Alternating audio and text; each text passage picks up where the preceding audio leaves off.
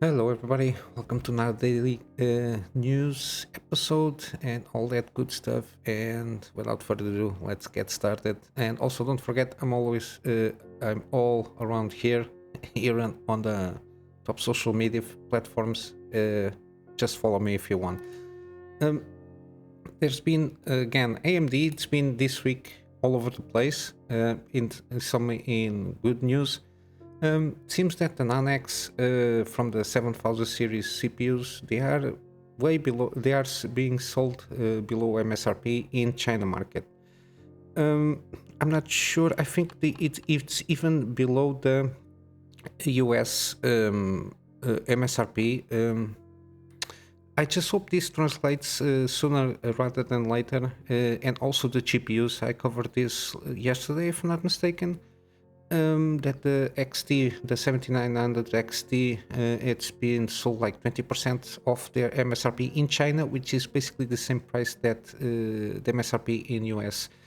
I just hope this translates as soon as possible to the other markets, because I think if it is what I think, which is the AMD trying to get some market share, I think it's you have to lower prices because the performance itself, it's good. At least the CPUs is very good. The GPUs, they have the mind share in players. It's all about NVIDIA. But I think even mainly because of driver stuff and support. But in terms of performance, rasterized performance, again, I don't think RTX it's quite mature yet. We don't even have like the GPUs that can handle proper RTX. At least in the full spec of the line of the GPUs, they can handle RTX to a minimal degree. Only like the top tier, the Halo products can handle properly RTX. NVIDIA is already trying to introduce what they call path tracing. I don't know what it is. It's ray tracing, but I don't know if it is implemented differently from the normal RTX. But still, I just hope that NVIDIA tried to make some move to lower the prices of their products, to make it even more competitive and gain a little bit of market share, because we need that. Even if you don't like very much AMD, they need really to start gobbling up a little bit more market share, so they can the competitors can be more aware of it. And of course, price wars is always good when it's coming down. Instead of at least the CPUs are kind of okay. The prices, it's new platform AM5. You still have AM4 in a lot of. They're still very decent. You don't need to jump to AM5 platform. AM4 it's still very doable. It will last you at least 1 or 2 years. They are not going to shut off this platform.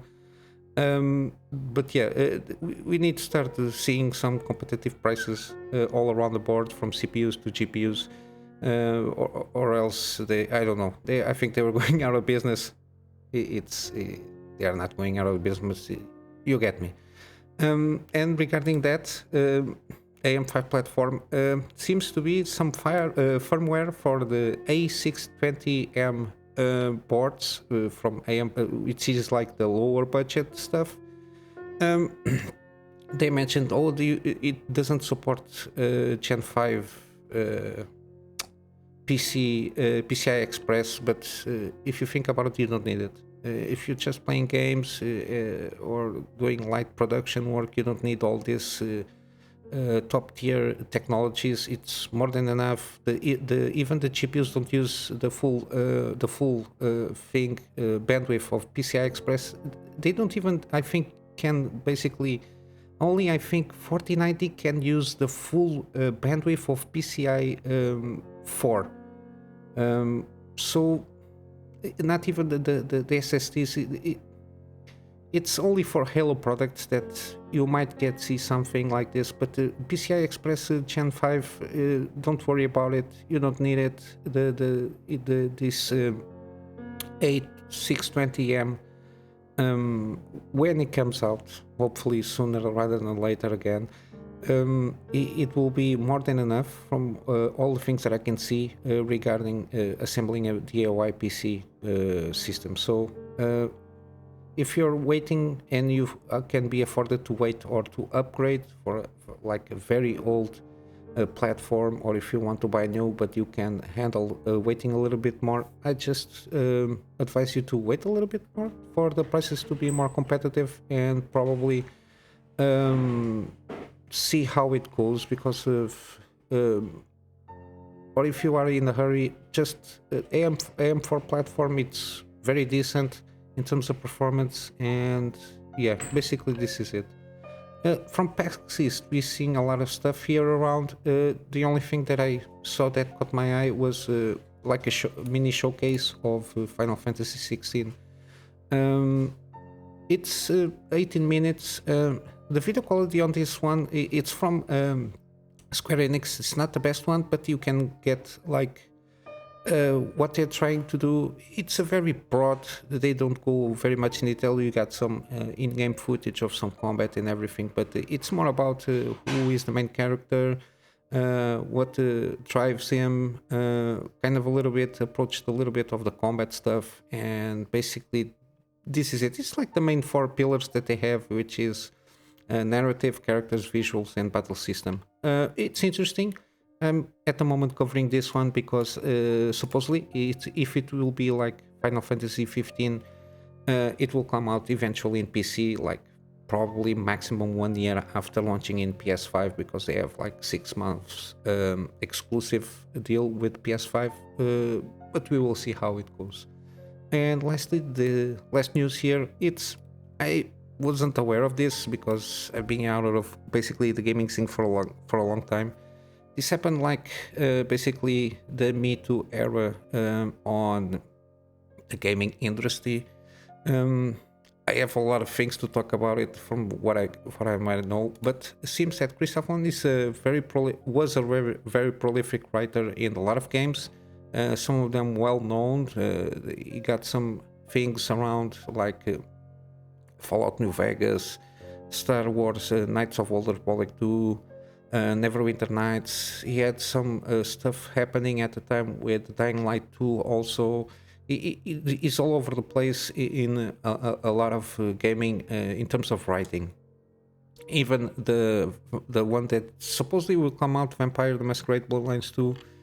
And basically my main takeaway, because I don't want to go too much in deep, because I need to, again, it's a thing that you need to script so I can maintain like a rational, or if I start rambling I go over the place. But basically there was some 2 women that alleged like sexual abuse or sexual impropriety, and then he had to go to court to fight this thing. And my main takeaway, okay, the guy managed to get the things resolved. He went in I don't want to misspeak here. They made he has a Twitter. It's been resolved, and he managed to get a joint statement from the accusers, and also some back deal that he made behind courts, because they supposedly the 2 accusers didn't want to proceed to the proper case, and they did like what they usually do. They settle before the process went to courts, and I think he got the claims here. It's a 7-figure thing that he received, the settlement, mainly because of court costs. But yeah, this is one of the most cases that supposedly in the gaming scene had more attention at the time. And my main thoughts is the one of the biggest things that hurt what we can call the Me Too movement is the saying that believe all women. You don't believe all women, all men. You don't. You need to have proper proper how do I say it? You have to keep your heads cool. You don't just believe anything that people say. That will only lead you to bad places, especially in these kind of things. You start because they're always going to be in the cause. Of course, there are a lot of issues regarding these kind of things in any industry, being gaming, movie, whatever it is. They're unfortunately, human beings are not perfect, and some of them are evil to a certain extent. And when you get basically in the position of power, you tend to abuse that position when there are not checklists or check securities or processes that can try to avoid this situation. Unfortunately, this will never be resolved, the situation itself, unless the people that to a certain extent allow these kind of situations continue to happen. I'm talking about mainly the Bob Chapek, not Bob Chapek. Bob Chapek? No, this is from the Disney guy. Sorry, the guy from the Activision one, the CEO. When you have like a CEO that allows a lot of stuff happen, because we had all these things happened in Activision Blizzard, a lot of guys in positions of power, sexual assaults, sexual misconduct, a lot of this kind of stuff. And when the CEO, the higher up, the person that's supposed to be a leader, when he covers up these kind of things and let things continue, and then there is like hush money or something like that. When you have these kind of situations, if the people that are up, they are not accountable, this will never stop. Of course, there are always the victims themselves should have justice served for them in these cases, but the fact that you go swing the pendulum to one way to the other, it will not solve the situation.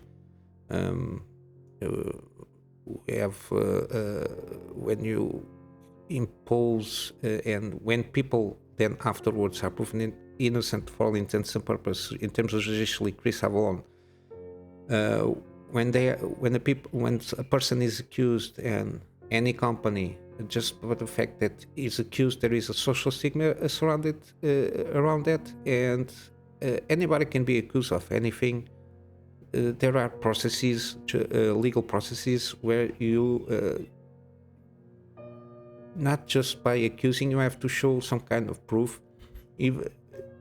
I don't mean that if you don't have proof doesn't mean that it didn't happen, but the fact that anybody can be accused of anything, and you have like the social justice system per se, or social tribunal, like some companies he was working with at the time, they just basically let him go out of nowhere just because he was accused of something. There is not cool heads prevailing and saying, okay, we need to investigate the situation, let's put things on hold, let's investigate and see what is and what isn't. People just ostracize other people, and unfortunately there are victims that are supposed or alleged victims that when they do these accusations, they just do it out of spite, or because a lot of it is about envy or some misunderstanding that might have happened. I think in this case was he was kind of dating somebody, and then they broke up, and people broke up every time, everywhere, and sometimes people don't like it being dumped or something like that, or whatever the situation is, and they just retaliate with, at the moment, at the time, with the Me Too power that was that movement around it, which has its own issues.